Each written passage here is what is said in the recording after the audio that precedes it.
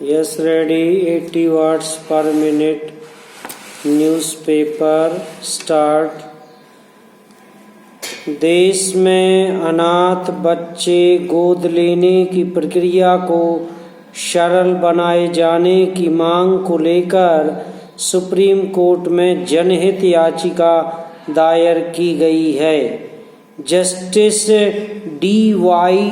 चंद्रचूड़ ने और जस्टिस सूर्यकांत की पीठ ने इस याचिका पर सोमवार को केंद्र सरकार को नोटिस जारी कर 4 सप्ताह में जवाब देने को कहा है। Para NGO temple of healing की ओर से दायर जनहित याचिका में वकील पीयूष सक्सेना ने दलील दी कि वर्तमान कानून के तहत बच्चा गोद लेने की प्रक्रिया बेहद जटिल है।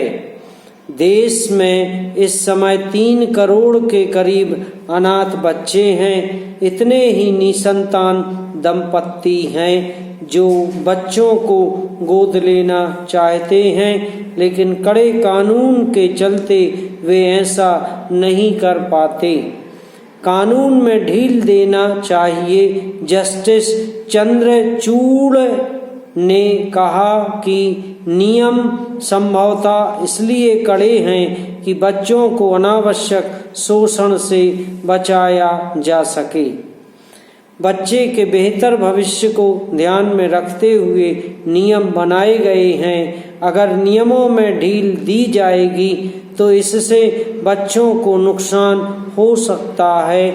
इस पर वकील पीयूष सक्सेना ने कहा कि कुछ मामलों में गोद लेने वाले दंपत्ति गलत हो सकते हैं, लेकिन इस आधार पर सभी को शक की निगाह से देखना भी सही नहीं हो सकता। कोर्ट को उन बेऔलाद दंपत्तियों के दर्द को समझना चाहिए जो बच्चा गोद लेकर अपनी खुशियां पूरी करना चाहते हैं, मगर कानूनी जटिलताओं के कारण ऐसा नहीं कर पा रहे हैं। कानूनों को सरल बनाने के लिए केंद्र सरकार को निर्देश जारी किया जाना चाहिए। पैरा भारत में बच्चा गोद लेने की प्रक्रिया क्या है, कहाँ और किसके समक्ष आवेदन करना होता है।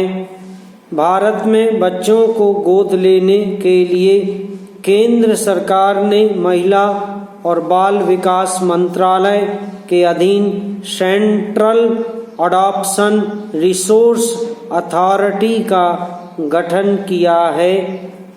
इसके माध्यम से अनाथ और बेसहारा बच्चों को कानूनी रूप से गोद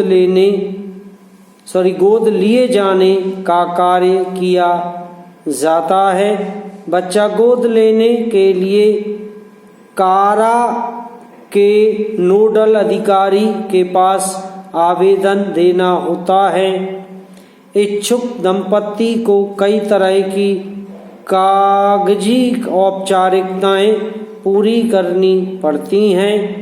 ऐसा इसलिए जरूरी है ताकि अनाथ बच्चों को यौन शोषण, मानव तस्करी या भीख मंगवाने जैसे अपराधों से बचाया जा सके। पैरा बच्चा गोद लेने के लिए इच्छुक दंपत्ति को किस तरह के दस्तावेज प्राप्त करने होते हैं।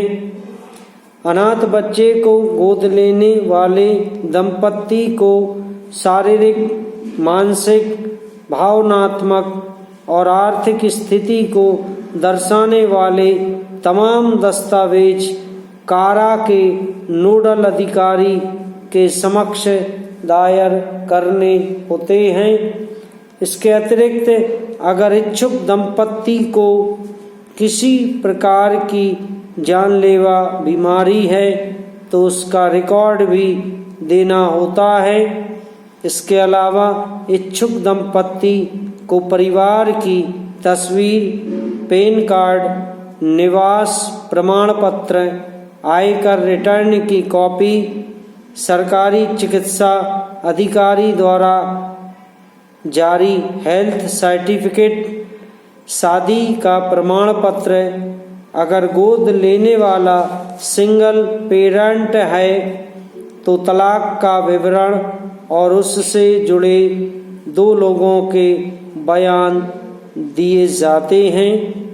परिवार में पहले से बच्चे हैं तो नए बच्चे को गोद लेने के लिए जैविक बच्चों की सहमति भी जरूरी है। समाप्त।